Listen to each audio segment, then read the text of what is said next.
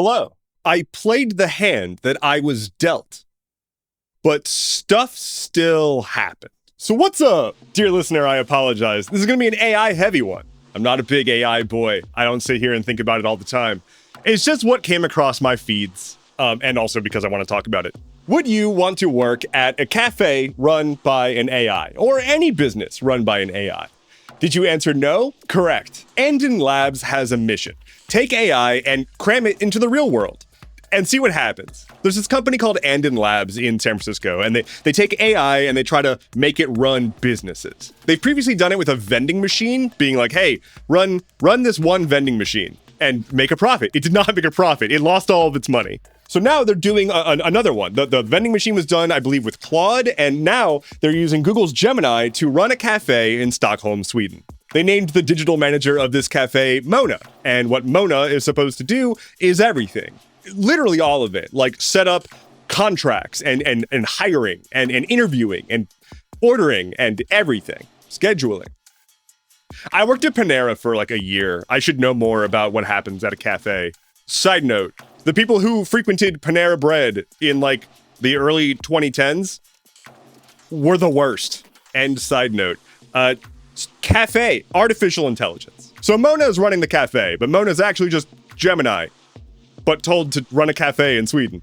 It does go out and it gets things set up. It gets a few employees. I can't quite pin down exactly how much was automated and how much was it being like, hey, can someone go do this for me? Like, I'm a robot and can't do this. But it was supposed to be the decision maker, and it was supposed to be as hands-off as possible. Here's the thing. It was supposed to manage inventory. It didn't do that well. This cafe has 2 employees, and for one, it ordered 3,000 rubber gloves. It also ordered 120 eggs. They don't have a stove. There is a small menu, and that menu has some sandwiches, and the sandwich has fresh tomatoes on it, so Mona decided to order a ton of cans of canned tomatoes. It also is just very inconsistent with making the orders for pastries and stuff. And so the people who go to this cafe are like, I just want the pastry that you have on the menu. It actually gets a little interesting because it goes beyond just like embarrassing orders. It gets into policy stuff, or at least like working norms. Mona was contacting employees via Slack outside of work hours. A very normal thing for a US-based manager, which I guess Gemini is. But that's not something that's particularly thought highly of in Sweden, and in some places, it's actually against the law. Like there's worker rights that say you can't be bothered by your manager outside working hours. I don't know if that changes if your manager is a Google product. Anyway, this is not an attempt to make a viable business. The goal here is not to try to actually make a profit by using an AI to run a cafe. It's somewhere between a publicity stunt and like an ethics experiment. To me, it leans more publicity stunt than anything else, but it does bring up some interesting questions, like, why are you doing this? But let's move on from an AI that didn't really do the thing that they were hoping it would do to the degree that it would, and instead talk about an AI that didn't really do the thing that they were hoping it would do to the degree that it would. It's a very different situation. Anthropic. They're one of the AI companies. They make Claude. If you've heard of Claude Code, that's Anthropic. They are a direct competitor to OpenAI, who does ChatGPT, and Google with Gemini. Anthropic has a history now of being a bit alarmist. I mean, they're all kind of alarmist and crazy, and Sam Altman's also very bad about this. But Anthropic is the one that keeps putting out articles being like, oh my God, we think that our AI could possibly be conscious, and it's going to destroy the world. We are the ones that must steward this technology. They do this a lot. It's sort of like an apocalyptic advertisement. And last month, they did a big one. Last month, Anthropic announced Claude Mythos and Project Glasswing. Claude Mythos is supposed to be the next big iteration of their flagship AI model, Claude. But they were spinning a whole story around this thing, saying that as they were developing it, they realized that its ability to sniff out security problems in software was just too good. Guys, this thing that we made, it's so powerful that if you don't pay attention to us, you're going to be left behind in global security infrastructure. So what did they do?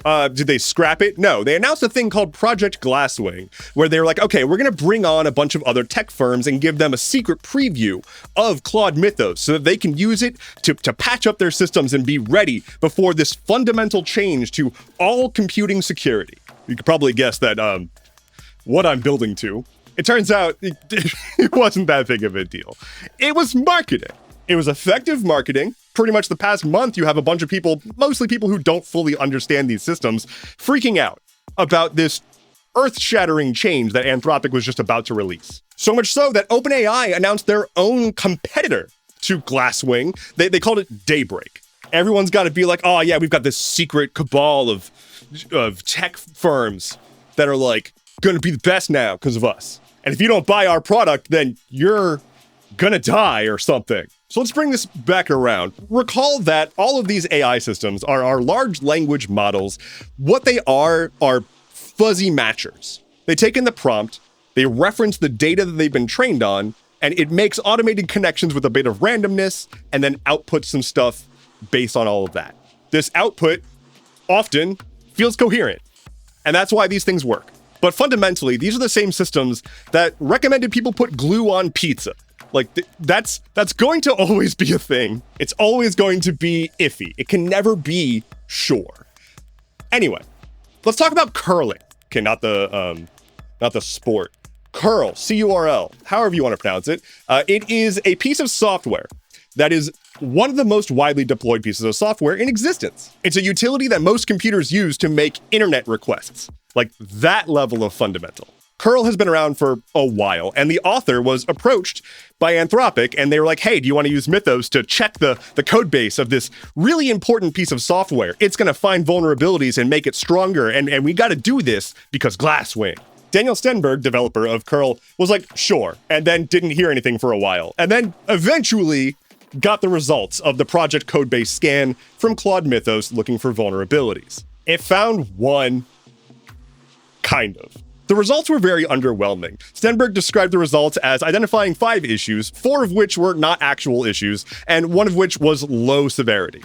A low severity issue is like, yeah, this is a security issue, but like, it's not gonna compromise the world. That said, it did do the thing. It didn't fundamentally change the way that we think about designing software and securing it. There have been tools for checking for security flaws in software for a very long time, but there is something to be said about the AI version of those tools, which are a lot more fuzzy and able to go around corners and find weird niche things that other systems wouldn't have found. So like, yes, that's a thing.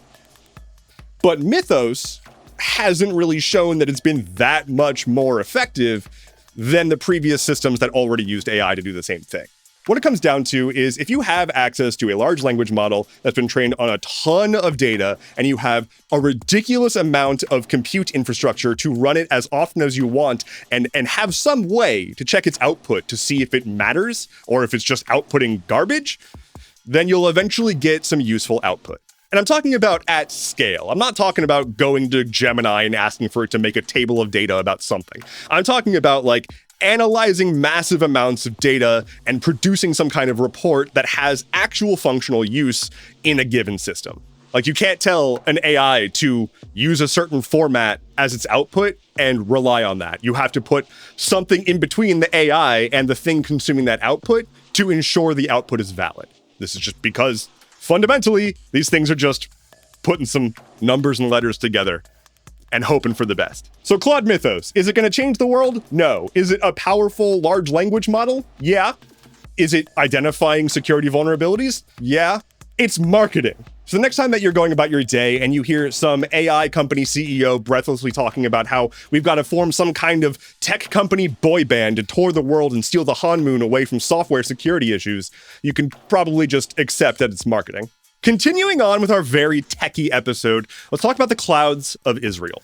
Israel and the US are buddy-buddy. That's no secret. And Israel and US tech have been very tightly intertwined for a long time. Fun fact, I was a core developer on a software project for like 7 years, probably, that ended up getting sold to an Israeli firm after I left the company. I'm still pretty mad about that. Anyway, cloud infrastructure. So Israel has cloud infrastructure for the government, just like most governments do, but Israel is also doing a lot of genocide right now. It's surprising to me that a US tech company would work with a genocidal apartheid state.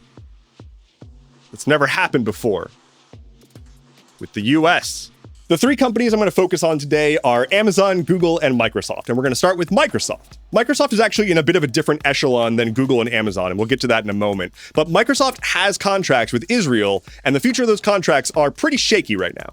The head of Microsoft Israel just recently resigned amid a bunch of controversy. There's been a ton of controversy around Microsoft's contracts with Israel since it came out that Israel was using Microsoft's infrastructure to monitor Palestinian phone calls, up to 1 million calls an hour. So that came out, and that's not acceptable, obviously, but then it came out that the servers that were used to do this were actually in the EU, specifically Ireland and the Netherlands. And they were like, hey, we don't really like that you're using infrastructure on our soil to do your genocide. So Microsoft was like, oh God, we're gonna shut down the project. Look, we're doing good, right? Don't hate us, was me being Microsoft. Microsoft contract with Israel is going to be renewing soon, and it's going to be curious to see what they end up doing because of that slight against the IDF. But we're going to pivot over to Google and Amazon, who landed a contract in 2021 called Project Nimbus. This isn't particularly new, but quick overview, Nimbus is a cloud infrastructure providing contract for the Israeli government. It includes all of the Israeli government. Israel wants these data centers on their soil so that they don't have an issue with running into some foreign country's regulations. And Google and Amazon were like, yeah, we'll do that. Please, give us money. And they actually went as far as to accept as a part of this contract an agreement to send what was called wink payments to Israel to alert them secretly when their data was accessed by a foreign authority. So basically, there's an Israeli bank account somewhere that can receive transactions from Google or Amazon, and depending on the amount of money that was received, it's a coded message telling them, hey, your information was accessed by a foreign investigation, which is not a thing that they're supposed to do, informing them. But cool, guys. Well done, Google, on that don't be evil thing. So the Microsoft situation with the head of Microsoft Israel stepping down, that's kind of what's in the news right now, but all of this is just an ongoing contract. These tech companies love all of this. The employees don't. There has been consistent employee pushback against Microsoft and Google, and I assume Amazon, against specifically Nimbus, but they're still doing it.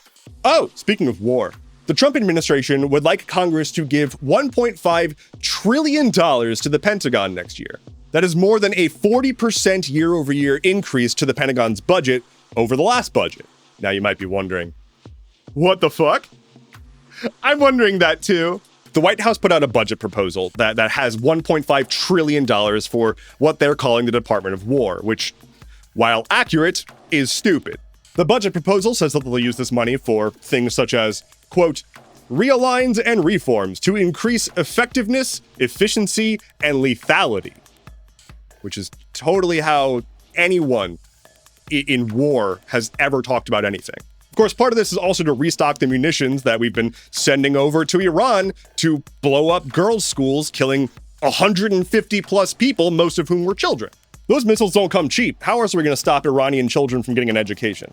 Now, this is just a budget proposal. Budget proposals from the White House are not policy. They don't say this is what's happening. It's not like they're giving it to Congress and then Congress votes on that. It's more of a wish list. But Hegseth is going in front of Congress being like, nah, I need this, guys, for realsies. And it's for good reasons, not bad reasons.